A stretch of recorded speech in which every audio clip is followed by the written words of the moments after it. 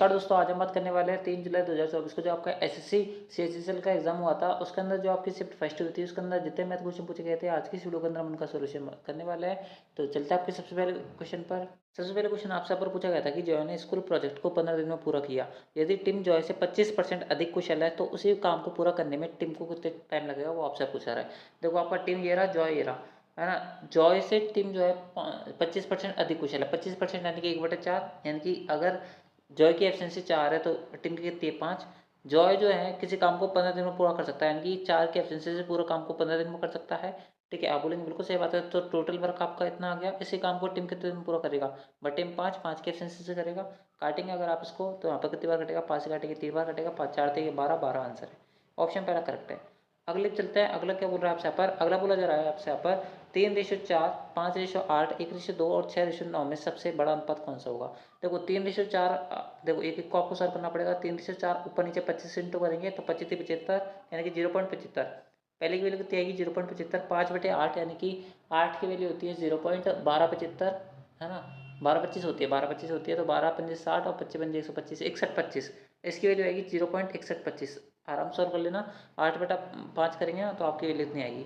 उसके अलावा यहाँ पर 1/2 यानी कि 0.5। उसके अलावा 6/9 यानी कि 3/2/3, 2/3 यानी कि 3×18, 3×18 यानी कि 0.666, इस प्रकार चलेगा। तो सबसे बड़ा अनुपात कौन सा बना, सबसे पहला वाला 3:4, यही आंसर है। ठीक है, अगले चलते हैं। अगला आपको यहाँ पर एक क्वेश्चन रखा था, आपको एक ग्राफ से रखा था। आपसे बोला जा रहा था कि सभी शहरों में सभी प्रकार के परिवहन का उपयोग करने वाले व्यक्तियों की कुल संख्या। देखो मैं आपको बताता हूँ, ये आपको ग्राफ दे रखा था, पाई चार्ट दे रखा था, पाई चार्ट नहीं सॉरी, बार ग्राफ दे रखा था। आपसे आपको बोला गया था कि ये सारी सिटीज़ है, इनके अंदर जितने भी मेंबर है, यानी कि जितने पर्सन हैं जो अलग अलग टाइप के ट्रांसपोर्ट का यूज़ करते हैं, वो आपको इनका ग्राफ दे रखा था। आपसे आपको बोला जा रहा था कि सभी प्रकार के ट्रांसपोर्ट का यूज़ करने वाले सभी सिटी में लोगों की संख्या। तो सभी सिटी में लोगों की संख्या कितनी होगी, तो 2 3 5 5 4 9 9 तो इसके अंदर है। 2 4 2 6 2 8 और 1 9 9 इसमें हो जाएंगे। उसके अंदर 2 3 2 5 5 3 8 8.5। आप बोलेंगे बिल्कुल सही बात है। यहाँ पर कितनी वैल्यू आएगी, आप बोलेंगे 5 3 8 8 और 4 9, यानी कितनी वैल्यू आएगी 8 और 4 12, 12.5। कितनी वैल्यू बनेगी यहाँ पर, आप बोलेंगे 12.5 बनेगी। ठीक है, आप इन सबको जोड़ेंगे तो कितनी वैल्यू बनेगी आपके पास यहाँ पर, आप बोलेंगे 9 9 18, 18 और 21, है ना। 18 21 की वैल्यू कितनी आएगी, 18 21 यानी 39। टोटल नंबर ऑफ पर्सन कितने हैं व्हीकल का यूज़ करने वाले, 39। इसमें बोला जा रहा है कि इसका जो अनुपात है, इसका आपको रेशो बताना है किससे, पुणे में रहने वाली सभी प्रकार के परिवहन का उपयोग करने वाले लोगों की संख्या से। तो सभी प्रकार के पुणे में लोग कितने यहाँ पर क्या कर रहे हैं, यूज़ कर रहे हैं 9। ठीक है, तो 9:39 आ गया। तो आपको 9 जो है ये बताना है कि 39 का कितना परसेंट है, डायरेक्टली बात ही है। ठीक है, आप जो इसको काटेंगे तो कितनी बार कटेगा, देखो ध्यान से देखना। 90/39 कितना लिखा हुआ है, 90/39। अगर आप ध्यान से देखेंगे, अगर आप इतना नहीं कर पा रहे हैं, यानी कि अगर आपको इतने करने में जोर आ रहा है तो आप इतना भी मत करिए। 900/39, 39 को मैं 40 लिख सकता हूँ, यानी कि जो भी आंसर आएगा उससे हल्का सा बड़ा आएगा हमारा आंसर। तो अगर मैं 4 से काटूंगा तो कितनी बार कटेगा, आप बोलेंगे यहाँ पर ये कटेगा 4 दूनी 8, 4 दूनी 8 1 0, 4 दूनी 8 22.5। आप बोलेंगे बिल्कुल सही बात है, यानी कि 22.5 से क्या आएगा आपका, ज़्यादा आएगा आंसर। ठीक है, आप बोलेंगे बिल्कुल सही बात है, 22.5 से एक ही ऑप्शन ज़्यादा है, हल्का सा। आपका ऑप्शन थर्ड, ऑप्शन फर्स्ट, ये आंसर है। ठीक है, अगले चलते हैं। तो आपसे यहाँ पर अगला क्वेश्चन आपको यहाँ पर एक ग्राफ दे रखा था। बोला जा रहा था कि आपसे यहाँ पर दिए गए वर्षों में कंपनी एक्स और कंपनी जेड द्वारा उत्पादन जो हुआ है कुल, उसके बीच में लगभग अंतर कितना है, यानी कि आपको इन दोनों को जोड़ना पड़ेगा, उसके बाद में उनका डिफरेंस लेना होगा और आपका आंसर आ जाएगा। ठीक है, अब हम सबसे पहले चलते हैं, किससे जोड़ लेते हैं, एक्स को जोड़ लेते हैं, फिर जेड को जोड़ लेंगे, दोनों का अंतर ले लेंगे बाद में। ठीक है, अगर आप एक्स को जोड़ेंगे तो कितनी वैल्यू बनेगी, देखो 100 200 300 400 और यहाँ पर 170 है ना। 170 आएगा एक्स का, क्यों 170 आएगा, क्योंकि एक्स का अगर आप ग्राफ देखेंगे नीला वाला वो ऊपर है बजाय किससे, जेड से, तो आपका 170 काउंट होगा। तो कितनी वैल्यू बनेगी यहाँ पर, आप बोलेंगे 500। ठीक है, 500। यहाँ पर लिखा हुआ है 28, 28 10 38, 38 2 40, 40 80 120, 120 9 129, 129 और 70, 129 और 70 आपका 199, है ना। तो ये कितनी वैल्यू बनी आपकी एक्स के पास, आप बोलेंगे एक्स की वैल्यू बन गई हमारे पास 699। एक्स की वैल्यू कितनी निकल गई 699, आप बोलेंगे बिल्कुल सही बात है। अब हमें जेड की जोड़नी है। जेड की वैल्यू कितनी आएगी 141, 192, 145, 132, 122 और 161। ठीक है, आप बोलेंगे बिल्कुल सही बात है। तो आपको इन सबको जोड़ना पड़ेगा। अगर आप ध्यान से जोड़ेंगे तो देखो 100 200 300 400 500 600, 600 तो यहाँ पर आ गया। उसके अलावा 41, सॉरी यहाँ पर 40 से जोड़ना चालू करते हैं। 9 4 13, 13 4 17, 17 3 20, 20 2 22, 22 और 6 28। 280। उसके अंदर अब हमें एक अंक जोड़ना है, 1 2 3 3 5 8, 8 और 2 10, 10 और 1 11। यहाँ पर कितनी वैल्यू बनी आपके पास 891। आप बोलेंगे बिल्कुल सही बात है, तो दोनों के बीच का अंतर ही पूछ रहा है। हम अगर इसमें से घटाएंगे तो अगर इसको मैं 700 मान लूँ, ठीक है, तो यहाँ पर कितनी वैल्यू बनेगी आपके पास, यहाँ पर आप बोलेंगे 191, 191, यानी कि अब आपके पास वैल्यू बनेगी 192, है ना, यानी कि 192 करेक्ट आंसर होगा, 192 आएगा आगे आपका। आप बोलेंगे बिल्कुल सही बात है, और जो आपको संख्या दी हुई थी वो हज़ार में दी हुई थी, यहाँ पर लिखा हुआ है साफ, ठीक है, यानी कि 192,000 आपका आंसर हो जाएगा। अगले पे चलते हैं, आपके अगले क्वेश्चन पर। अगला क्वेश्चन आपसे यहाँ पर क्या बोल रहा है, अगला क्वेश्चन आपसे यहाँ पर बोला जा रहा है कि यदि एक वृत्त जिसका केंद्र 2,3 है, यानी कि वृत्त के जो आपका सेंटर है, यानी कि केंद्र जो है उसके कोऑर्डिनेट आपको दे रखे 2,3, तो आपसे यहाँ पर बोला जा रहा है कि रेखा 4x प्लस का 3y माइनस का 7 बराबर 0 को स्पर्श करती है, तो वृत्त की त्रिज्या कितनी होगी। मतलब कि मान लो कि आपका ये क्या है, सर्कल है, आपको दे रखा है क्वेश्चन के अंदर, ठीक है, और इसका जो सेंटर है, ठीक है, मैं बड़ा सारा बना दे रहा हूँ, इसका सेंटर जो है वो 2,3 पर है, और एक स्पर्श रेखा है, ठीक है, एक स्पर्श रेखा है जो कि इस प्रकार से मैं मान सकता हूँ, या फिर आप इधर भी बना सकते हो, कहीं बना सकते हो स्पर्श रेखा, तो आपकी जहाँ पर मर्जी लगे वहाँ पर बना दो, ठीक है। ये स्पर्श रेखा है, इसकी जो इक्वेशन दे रखी है वो 4x प्लस का 3y बराबर 7 दे रखी है। आप बोलेंगे बिल्कुल सही बात है, तो बोला जा रहा है आपसे यहाँ पर स्पर्श करता है तो वृत्त की त्रिज्या कितनी होगी। वृत्त की त्रिज्या क्या होती है, आप बोलेंगे आप सेंटर से आपकी जो परिधि तक के बीच की दूरी होती है वो आपकी वृत्त की स्पर्श रेखा होती है। आप बोलेंगे वृत्त की त्रिज्या होती है, आप बोलेंगे बिल्कुल सही बात है, यानी कि अगर मैं ये दूरी निकाल दूँ तो क्या मेरे पास आंसर आ जाएगा, नहीं आ जाएगा, आ जाएगा। दोस्तों मैं आपको बता दूँ, आप ये दूरी कैसे निकालते हैं, यानी कि जब एक पॉइंट है, यानी कि मान लो कि ए कॉमा बी है, इससे कोई रेखा जैसे कि ए एक्स प्लस का बी वाई प्लस का सी है ना, बी वाई प्लस का सी, या फिर आप यहाँ पर पी एक्स प्लस का क्यू वाई प्लस का सी बराबर 0 पर क्या किया जाता है, इंटरसेप्ट किया जाता है, यानी कि ये दोनों बिंदुओं के बीच की जो दूरी निकाली जाती है उसका फॉर्मूला क्या होता है। आपको कुछ नहीं करना, जो पी है वो उसकी जगह पी रख देना है, और एक्स की जगह यहाँ पर ए रख देना है, और यहाँ पर वाई की जगह बी रख देना है, आपका आंसर आ जाएगा। मैं बताता हूँ कैसे आपको, मैं क्या बोलना चाह रहा हूँ। तो मैं बोलना चाह रहा हूँ मेरे भाई कि जैसे यहाँ पर जो ये 4x है ना, 4x इसका मॉड लेना पड़ेगा आपको, है ना, 4 दूनी के 8, ठीक है, यानी कि एक्स की जगह दो रख दिया मैंने, प्लस की जगह प्लस, थ्री की जगह 3, यहाँ पर वाई की क्या रखना है, मेरे को 3 रखना है। आप बोलेंगे बिल्कुल सही बात है, माइनस करना है, ये 7 यहाँ पर जाएगा तो माइनस हो जाएगा, तो माइनस का 7 आपको करना है। बटे में क्या करना है आपको, यहाँ पर जो एक्स और वाई का जो कोऑर्डिनेट दे रखा है इसका क्या लेना है, अंडर रूट लेना है, 4 का स्क्वायर प्लस का 3 का स्क्वायर, और इस सब का ले लेना है मोड। क्या लेना है, मोड। मोड क्या करता है, मोड जो आपकी वैल्यूज़ होती है उनको क्या करता है, केवल केवल पॉजिटिव करने का काम करता है, यानी कि जो भी आंसर आएगा उसको नेगेटिव नहीं आना चाहिए, बस ये काम करता है। अगर आप इसको सॉल्व करेंगे तो 4 दूनी की 8, 3 के 9, 9 8 17, 17 में से 7 गए तो कितने बचेंगे, 10। आप बोलेंगे बिल्कुल सही बात है, ऊपर कितना बच गया, 10, है ना, नीचे कितना बचेगा, 3 का स्क्वायर प्लस का 4 का स्क्वायर, इन दोनों का रूट लूंगा तो 5 आएगा कि नहीं आएगा, आएगा, ठीक है। 3 4 5 का ट्रिपलेट होता है, 5 से अगर आप 10 को काटेंगे तो कितनी वैल्यू आएगी, 2, 2 पॉजिटिव आ रही है तो इसका मॉड लेने की जरूरत नहीं है, यानी कि ऑप्शन जो आपका थर्ड होगा वो करेक्ट होगा। क्लियर हुआ होगा। अगले पे चलते हैं, अगला बोला जा रहा है आपसे पर 5% वार्षिक साधन ब्याज की दर से 4 वर्षों में दे 24 धनराशि का वर्तमान मूल्य कितना है। देखो 5% जब ब्याज लग रहा है और 4 साल तक आपने ब्याज दिया है तो आपको 2400 का टोटल पेमेंट करना पड़ रहा है, इनकी टोटल अमाउंट है। आप बोलेंगे बिल्कुल सही बात है, 4 साल में आपने कितना ब्याज दिया होगा, आप बोलेंगे 5 इंटू 4 20, 20% दिया होगा। आप बोलेंगे बिल्कुल सही बात है, 100% आपकी अमाउंट रहा होगा, इनकी आपका मूलधन होगा, तो आपने कितना अमाउंट पे किया है, 120% किया है, तो 100% की वैल्यू पूछ रहा है। काटेंगे इसको, ये 2 बार कटेगा, यानी कि 20 बार कटेगा, 20 इंटू 100 2000, ऑप्शन पहला करेक्ट है।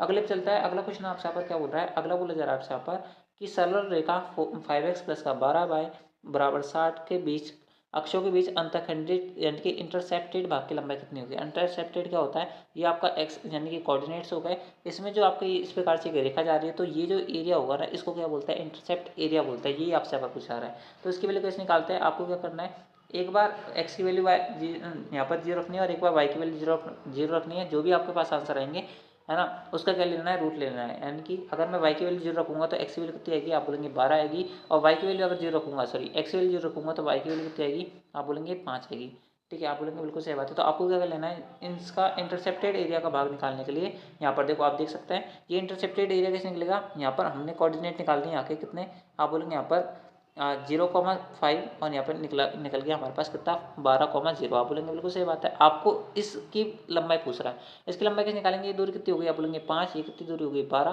तो ये रेशियो कितना निकल जाएगा 12 का स्क्वायर प्लस का 5 का स्क्वायर यानी कि 13, है ना, रूट निकालेंगे तो कितना आ जाएगा 13, ये क्योंकि आपका राइट एंगल ट्रायंगल बन गया, यानी कि 13 जो होगा वो आपका बिल्कुल सही हो जाएगा। अगले पे चलते हैं, अगला क्या बोल रहा है आपसे यहाँ पर, अगला बोला जा रहा है आपसे यहाँ पर ए और बी 32 सेंटीमीटर और 8 सेंटीमीटर त्रिज्या वाले दो वृत्त को केंद्र सीढ़ी वृत्तों की सीधी उभने शीर्ष पर से रेखा है, यानी कि डायरेक्ट कॉमन टेंजेंट है। तो बोला जा रहा है आपसे यहाँ पर AB की लंबाई 30 सेंटीमीटर है, तो CD की लंबाई कितनी होगी, यानी कि क्वेश्चन क्या बोल रहा है, आपको डायरेक्ट कॉमन टेंजेंट की वैल्यू निकालनी है। क्या निकालनी है, डायरेक्ट कॉमन टेंजेंट की वैल्यू निकालनी है। डायरेक्ट कॉमन टेंजेंट का फॉर्मूला क्या होता है, आप बोलेंगे डायरेक्ट कॉमन टेंजेंट का फॉर्मूला होता है DCT बराबर होता है under root of D square, यानी कि दोनों जो आपके सर्कल है उनके केंद्रों के बीच की दूरी माइनस का क्या होता है R1 माइनस का R2 का स्क्वायर, यानी कि जो बड़ी आपकी रेडियस है उसमें से आप जो छोटा सर्कल जो है उसकी रेडियस को माइनस करोगे, उसका स्क्वायर करोगे, उसका रूट ले लोगे, तो आपका आंसर क्या आ जाएगा, DCT की वैल्यू आ जाएगी। वैल्यू पुट करेंगे, DCT की जगह DCT रख दो, यहाँ पर अंडर रूट की जगह अंडर रूट डी का स्क्वायर, दोनों केंद्रों के बीच की दूरी कितनी है 30, 30 का स्क्वायर कितना होता है, आप लोग 30 का स्क्वायर रख दो आप यहाँ पर, माइनस R माइनस का R का स्क्वायर 32 माइनस का 8 यानी 24 का स्क्वायर हो जाएगा, नहीं हो जाएगा, हो जाएगा।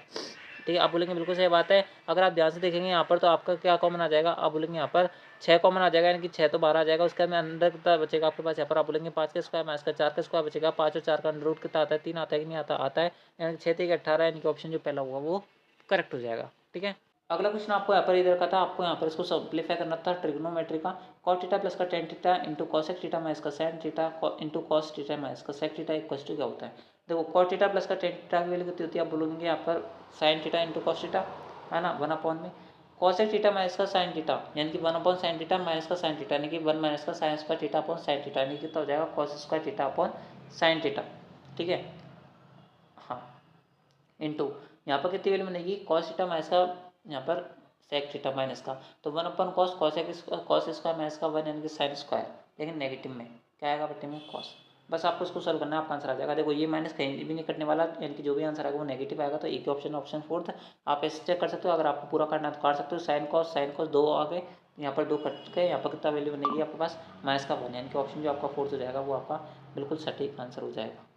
अगले चलते हैं, अगला बोला जरा आपसे यहाँ पर एक खुदरा व्यापारी जो है वो 400 रुपये में एक स्कोर संतरे खरीदता है, यानी कि सेब खरीदता है, 1 दर्जन सेब जो है वो इतने रुपये में बेचता है, तो हानि या लाभ परसेंट बताना है जब एक स्कोर बराबर 20 नग, यानी कि 20 पीस। ठीक है, 1 दर्जन में कितने पीस होता है 12 पीस, 12 पीस कितने में बेच रहा है 264 में, यानी कि हर सेब कितने रुपये में बेच रहा है 12 दूनी 24 22 रुपये में, आप बोलेंगे बिल्कुल सही बात है। बोला जा रहा है कि एक फल विक्रेता 400 रुपये में एक स्कोर सेब खरीदता है, 400 रुपये में एक स्कोर बराबर 20 नग, यानी कि हर सेब कितने रुपये में खरीदा 20 रुपये में, 20 रुपये का माल कितने में गया 22 में, यानी कितने का प्रॉफिट हुआ 2 का प्रॉफिट हुआ, कितने पर आप बोलेंगे 20 पर, क्योंकि 20 कॉस्ट प्राइस था, इंटू करेंगे 100, काटेंगे 5 बार, 5 इंटू 2 यानी कि 10% लाभ है आपका, ऑप्शन पहला बिल्कुल सही हो जाएगा। अगले पे चलते हैं, अगला क्या बोल रहा है आपसे पर, अगला बोला जा रहा है आपसे पर, यदि एक संख्या को 5 से 12 से विभाजित किया जाता है तो शेषफल 67 बचता है, यदि उसी संख्या को 32 से विभाजित किया जाए तो शेषफल क्या होगा। मान लो कि वो संख्या कितनी है 0 है ना, सॉरी मान लो कि वो संख्या कितनी है 67, आप बोलेंगे बिल्कुल सही बात है। अगर मैं 512 का 0 बार भाग दूं तो क्या मेरे पास शेषफल 67 नहीं आ रहा, आप बोलेंगे बिल्कुल आ रहा है। तो सबसे ज़्यादा अच्छा स्मार्ट अप्रोच है, आप इसको मान सकते हैं। तो 67 आपका क्या आ गया, मान लेते हैं वही संख्या है जिससे 512 से विभाजित करने पर 67 शेषफल हमारे पास बचता है, आप बोलेंगे बिल्कुल सही बात है। तो 67 आपका क्या आ गया, यहाँ पर वो संख्या आ गई। अब अगर इसी संख्या को मैं 32 से विभाजित करूंगा तो कितनी बार जाएगा, आप बोलेंगे 32 दूना 64, यानी कितना शेषफल बचेगा आपके पास 3, तो 3 ही आंसर है आपका। ठीक है, ये पूछ रहा था। अगले चलते हैं, अगला बोला जरा आपसे यहाँ पर 2016 से 2020 तक कंपनी के कारों के उत्पादन को दर्शाता है। 2016 से 2020 तक की अवधि के दौरान किस प्रकार की कारों के उत्पादन में लगातार वृद्धि हुई है ना, आपको बताना है कि किसके अंदर कंटिन्यूसली वृद्धि की देखी गई है। देखो यहाँ पर 30 से 23 हो गया, ये तो घट गया, ये तो वृद्धि नहीं हुई। 16 से 10 ये घट गया, नहीं हुआ। 18 से 15 से 18 वृद्धि हुई, फिर 18 से 19 वृद्धि हुई, फिर 19 से 25 वृद्धि हुई, फिर 25 से 30 वृद्धि हुई, यानी कि सी के अंदर लगातार वृद्धि है, तो सी आंसर हो जाएगा। डी भी आंसर नहीं होगा क्योंकि 31 से 12 आपका डिक्रीज हो गया। ठीक है, यानी कि ऑप्शन जो आपका सी होगा वो करेक्ट होगा। अगले पे चलता है, अगला बोला जरा आपसे पर एक 8 अंक की संख्या है जो कि 99 से क्या विभाज्य है, तो अंकों में फेरबदल करने पर क्या वो संख्या हमेशा खालिस्तान से विभाज्य होगी, किस संख्या से विभाजित होगी। आपको पता होगा कि 11 से 99 से विभाज्य, यानी कि वो संख्या 9 से विभाजित होगी, 11 से विभाजित होगी। अब हमें पता है कि हम जब 9 का विभाजिता का रूल लगाते हैं तो उसमें ये होता है कि हम इस संख्या का स्थान नहीं देखते, हम ही देखते हैं कि सभी संख्या को योग या तो 9 से कर जाए या फिर 9 का कोई मल्टीपल बन जाए, तो आपकी पूरी संख्या 9 से कर जाती है, आप बोलेंगे बिल्कुल सही बात है। तो क्या अगर मैं 1 2 3 4, ठीक है, 4 3 7 2 9, मान लो कि 234 है, अगर मैं इसको उल्टा लिख के अगर 3 2 4 लिख दूँ तो क्या ये 9 से नहीं कटेगी, आप बोलेंगे बिल्कुल कटेगी, क्योंकि दोनों को संख्याओं का सम आज भी कितना आ रहा है 9 आ रहा है, तो यानी कि संख्याओं का हेर फेर मैं कितना ही कर दूँ तो ये संख्या कन्फर्म है कि 9 से तो कटेगी ही कटेगी, यानी कि 9 जो होगा वो करेक्ट आंसर होगा। ठीक है, समझ आया होगा, चाहे कितनी बड़ी संख्या हो आपकी 9 से कटेगी, चाहे कितने भी आप अंकों के अंदर हेर फेर कर लो। ठीक है, अगले पे चलता है, अगला बोला जरा आपसे पर दो शंकुओं की जो ऊंचाई है वो 5:3 है, उनकी त्रिज्या का अनुपात 6:5 है, तो आयतन का अनुपात कितना होगा।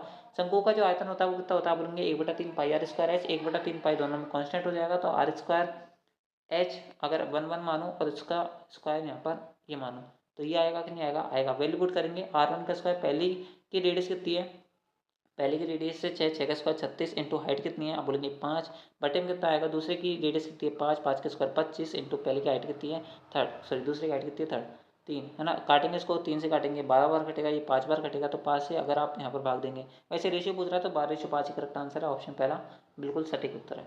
ठीक है, अगले चलता है। अगला बोला जरा आपसे पर एक बस चालक को 240 किलोमीटर की यात्रा पूरी करने में 4 घंटे का समय लगता है, यानी कि 4 घंटे में उसको पूरी यात्रा करनी है।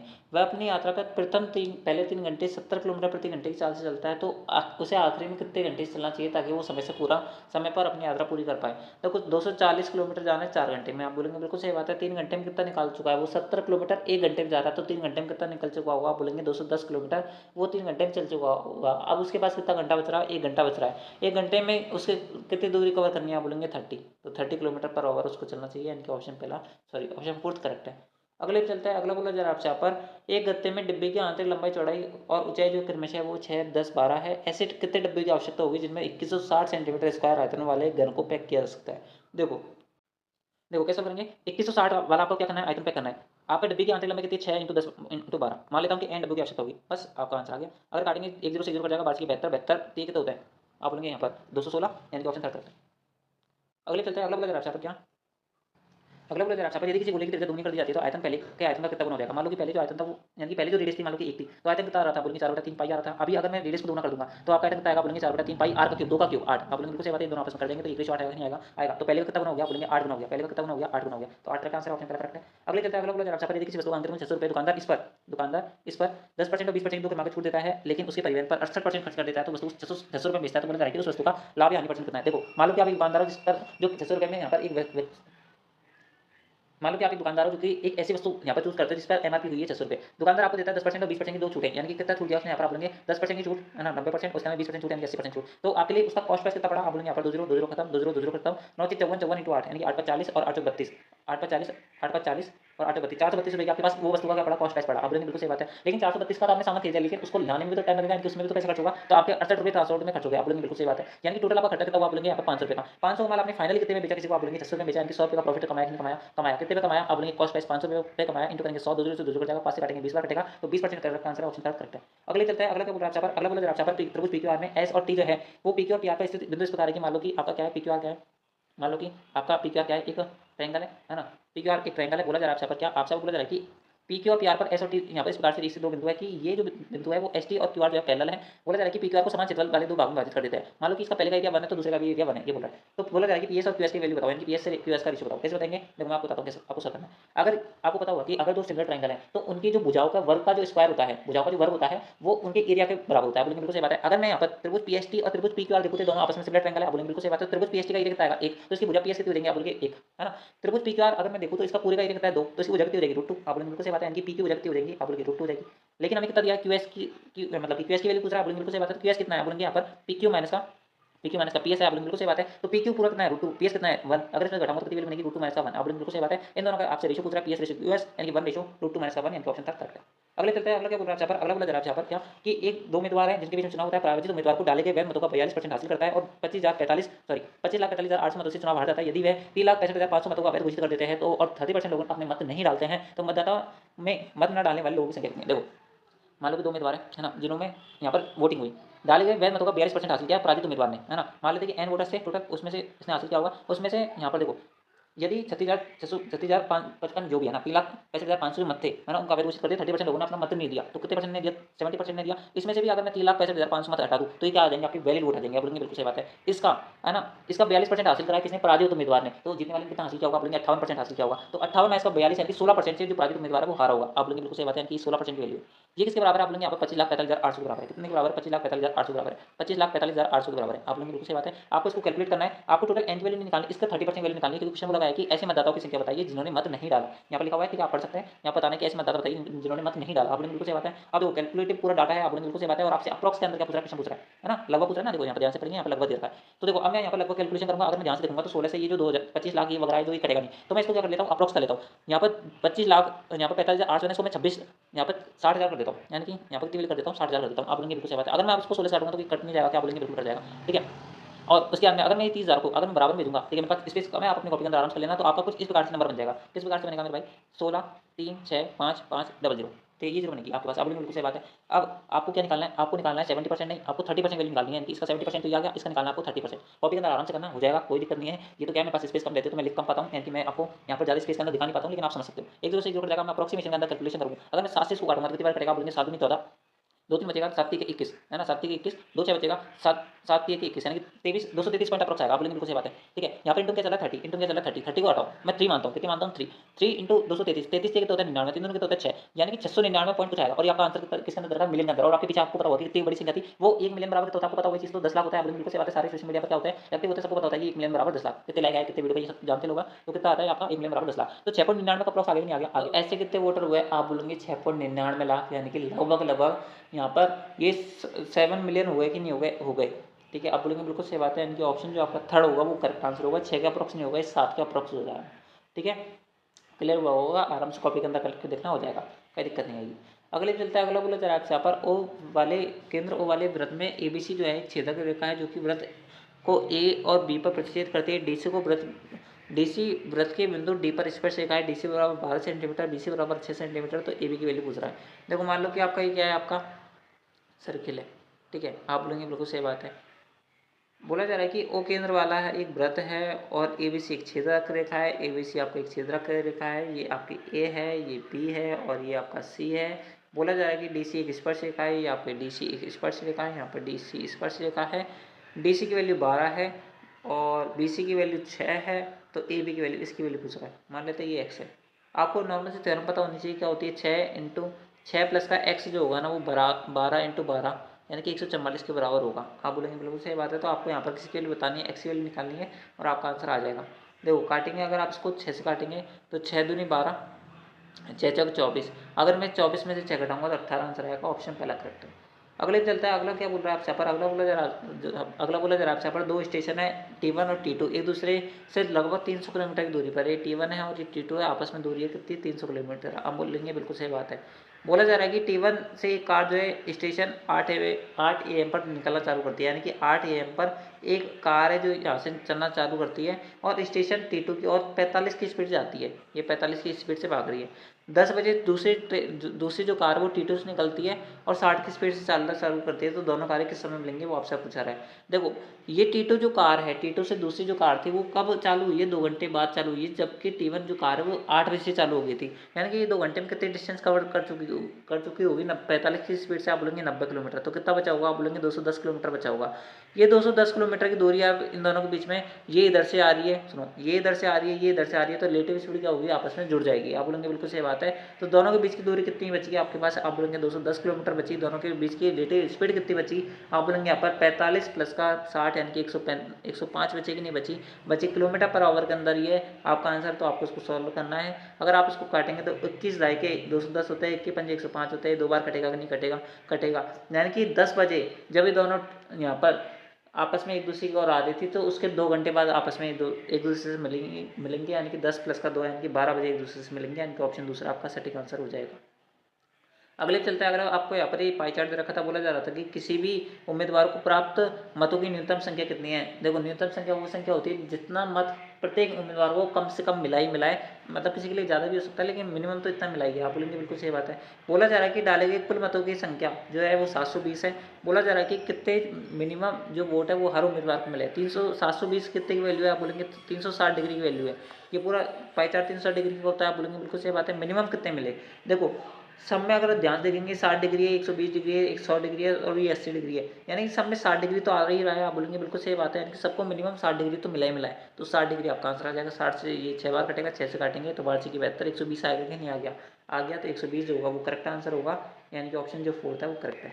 अगले चलता है, अगला बोला जरा आपसे पर 2 उम्मीदवार है जिनके बीच में चुनाव होता है। 78% मत प्राप्त करने वाले उम्मीदवार 448 मतों के बहुमत से निर्वाचित होता है। तो डाले गए कुल मतों की संख्या कितनी है, मान लेते हैं कि एन टोटल आपके डाले गए मत है 78% मत प्राप्त किए एक उम्मीदवार ने, तो दूसरे उम्मीदवार ने कितने प्राप्त किए होंगे, आप बोलेंगे 22% प्राप्त किए होंगे। दोनों के बीच का अंतर कितना है, आप बोलेंगे यहाँ पर 6 और 56% का, यानी कि 56% से वो यहाँ पर क्या होगा, जीता होगा। और टोटल कितने वोटर जीता है आप बोलेंगे 448 मतलब जीता है। तो आपको इसको सॉल्व करना है, आपका आंसर आ जाएगा।